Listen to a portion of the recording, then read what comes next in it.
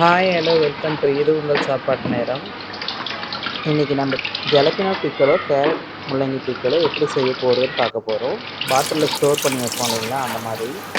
நான் ஒரு பாட்டிலுக்கு தேவையான ஃப்ரெஷ்ஷான ஜலப்பினோ பெப்பர்ஸ் எடுத்து கழுவிக்கிறேன். கேரட் முள்ளங்கி வச்சு கூட செய்யலாங்க. நான் ஒரு கேரட் முள்ளங்கி எடுத்துருக்கேன், தனியாக ஒரு பாட்டிலில் வைக்கிறதுக்கு. ஜலப்பினோ சில்லிக்கு தமிழில் என்ன மீனிங்னு எனக்கு தெரியாது. ஜலப்பினோ பிக்கலோ, கேரட் முள்ளங்கி பிக்கலோ செய்கிறதுக்கு 1 cup water, 3/4 cup vinegar, 1 teaspoon salt, 1 teaspoon sugar. Water எடுத்திருக்கேன். இதை வந்து நம்ம சூடு பண்ணிக்கலாம். அதைங்காட்டி நம்ம வந்துட்டு கழுவி எடுத்த ஜலப்பினோவை ரவுண்டாக ஸ்லைஸ் பண்ணி வச்சுக்கோங்க. இந்த மாதிரி ரவுண்டாக எல்லாத்தையும் கட் பண்ணி எடுத்துக்கலாம்.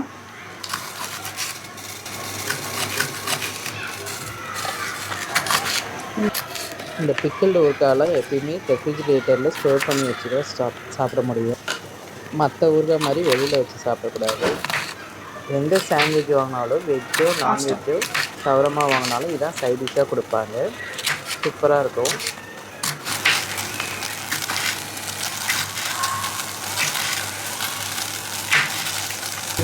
ஒரு டீஸ்பூன் அளவுக்கு உப்பு ஆட் பண்ணிக்கோங்க.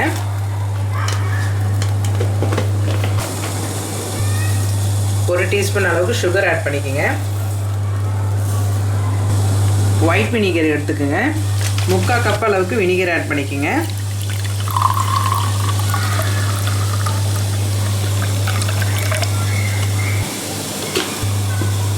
இப்போ இதை நம்ம இதில் ஊற்றிக்கலாம். நல்லா தண்ணி கொதிக்குது. இப்போ நம்ம கட் பண்ணி வச்சுருக்க சில்லியை வந்துட்டு இதில் ஆட் பண்ணிக்கலாம்.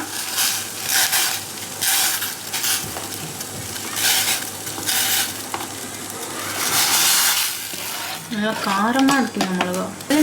நீங்கள் கொஞ்சம் விரை வேணான்னா கொஞ்சமாக விரையோடு போட்டுட்டு கொஞ்சம் விரையை எடுத்துகிட்டு கூட போடலாம், காரம் அதிகம் வேணான்னா. ஸோ எங்களுதில் கம்மியாக இருந்ததுனால நான் அப்படியே ஆட் பண்ணிக்கிட்டேன். இது ஒரு 5 நிமிஷம் கழிச்சு 5 நிமிஷம் வரைக்கும் நல்லா கொதிக்கிட்டோம். நல்லா கொதித்த பிறகு நிறுத்திடலாம் நம்ம. அதே மாதிரி பிக்கல் வந்துட்டு கேரட்டும் முள்ளங்கியும் எடுத்திருக்கேன். ஸோ நான் அதுலேயும் வந்து பிக்கல் தான் போடுறேன். ஸோ சில்லியோடு கட் பண்ணி போட்டுக்கலாம். நல்லா வாஷ் பண்ணிவிட்டு தோலோடு கட் பண்ணி போட்டுக்கலாம். முள்ளங்கியும் கேரட்டும் நீட்டு வாக்கில் கட் பண்ணிவிட்டு நான் போடும்போது உங்களுக்கு காட்டுறேன்.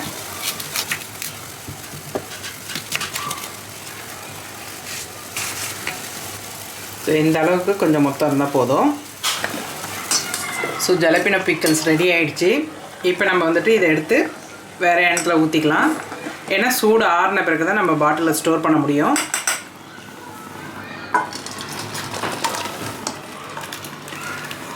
இது ஆறட்டும்.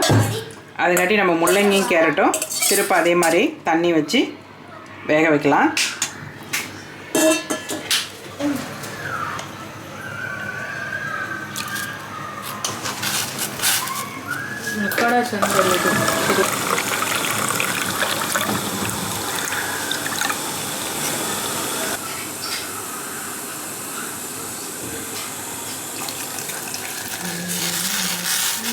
கேரட்டும் முள்ளங்கியும் ஒரு 5 நிமிஷம் போட்டு வேக வச்சுக்கலாம்.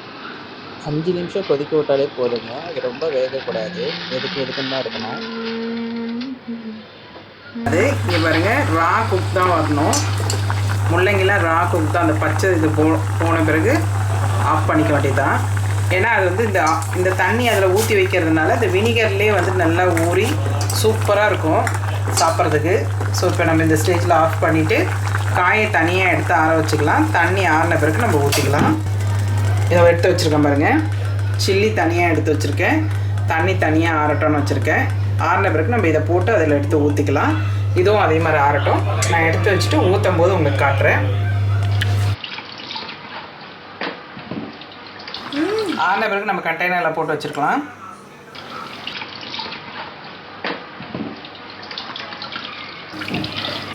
செமையாக இருக்கும். முள்ளங்கி கேரட், நீங்கள் ஆனியன் பூண்டு இது கூட போடலாம்.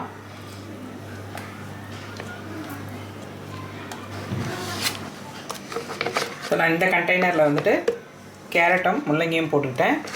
ஸோ இதில் வந்துட்டு நம்ம வந்து ஜலப்பினோவை வந்துட்டு இதில் ஆட் பண்ணிக்கலாம். சினிமா போகும்போது எப்பயுமே மேட்சஸ் கூட காம்பினேஷனாக கொடுப்பாங்க, சூப்பராக இருக்கும். இது ஜலப்பினோட வாட்டர், இது பாயிலான வாட்டர். அதில் பாருங்கள் சில்லி இருக்குது. நான் அதை வடிகட்டி இதில் ஊற்றிக்கிறேன்.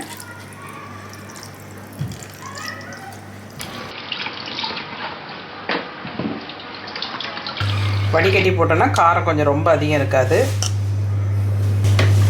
ஸோ ஜலப்பினோ பிக்கல் வந்துட்டு ரெடி ஆகிடுச்சு. இது 3 மாதம் ஆனாலும் கெட்டு போகாது. நம்ம எப்போ வேணுமோ எடுத்து சாப்பிட்டுக்கலாம்.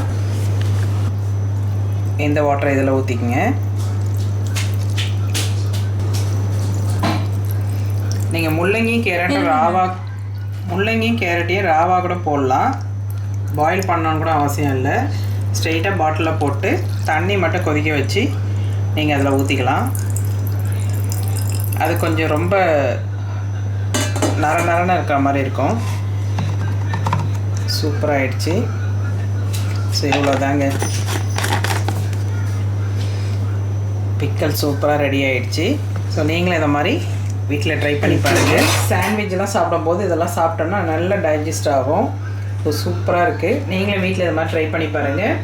உங்களுக்கு பிடிச்சிருந்தால் லைக் பண்ணுங்கள், சப்ஸ்கிரைப் பண்ணுங்கள், ஷேர் பண்ணுங்கள். See you in next video. Bye.